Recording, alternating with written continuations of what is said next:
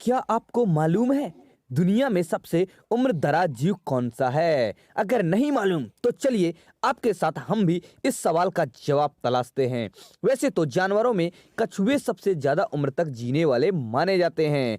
एक कछुआ लगभग 250 वर्ष की उम्र तक जिंदा रहा है। इसी तरह कुछ अमेरिकी केकड़े करीब 140 साल तक जिए हैं। कुछ मूंगे हजारों साल तक जीते रहते हैं। एक घोंगा जिसका नाम मिंग था वो 507 बरस का था जब वैज्ञानिकों ने गलती से उसकी जान ले ली। मगर ये आंकड़े आपको फीके लगेंगे जब आप ये जानेंगे कि धरती पर ऐसे बहुत से जीव हैं जो लाखों बरस से जिंदा हैं। साइबेरिया, अंटार्कटिका और कनाडा के भयंकर सर्द माहौल में बर्फ की परतों के नीचे कई बैक्टीरिया हैं जो दसियों लाख साल से वहीं वैसे के वैसे पड़े हैं, बल्कि मजे में रह रहे हैं। ये कीटाणु इतने सर्द माहौल में कैसे जी रहे हैं, ये बात अब तक किसी की समझ में नहीं आई है। मगर ये जरूर है कि अगर वो राज पता चल जाए तो इंसान को भी अमर रहने की कुंजी मिल जाएगी। 1979 में रूसी वैज्ञानिक सबित एबिजो अंटार्कटिका में रूसी स्टेशन वोस्टोक पर काम कर रहे थे। तब उन्होंने 3600 मीटर की गहराई में कुछ बैक्टीरिया, कुछ फफूंद और दूसरे छोटे जीव खोज निकाले थे।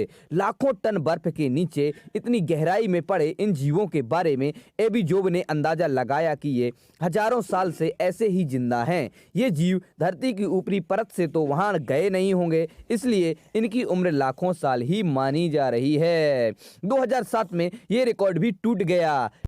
डेनमार्क की कोपेनहेगन यूनिवर्सिटी की टीम ने 5 लाख साल पुराने जिंदा बैक्टीरिया को अंटार्कटिका, साइबेरिया और कनाडा के बेहद सर्द इलाकों से खोज निकाला। इसके 2 साल बाद इससे भी पुराना एक जीवाणु मिला, करीब 35 लाख साल की उम्र का। इसे रूसी वैज्ञानिक अनातोली ब्रोस्कोव ने साइबेरिया में खोजा। ब्रोस्कोव ने इस बैक्टीरिया को अपने शरीर में भी इंजेक्शन से डाल लिया। उन्हें लगा कि 35 लाख साल से जिंदा ये बैक्टीरिया शायद उन्हें भी अमर बना दे।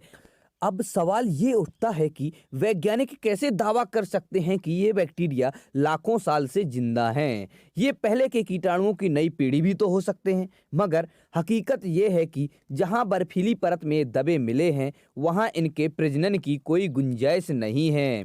अगर किसी तरह इनके डीएनए नई कोशिकाएं बना भी लें तो उनके लिए वहां जगह भी नहीं है। इसलिए कहा जाता है कि साइबेरिया या अंटार्कटिका में सैकड़ों मीटर बर्फ के नीचे दबे ये कीटाणु लाखों साल से ऐसे ही जिंदा पड़े हैं।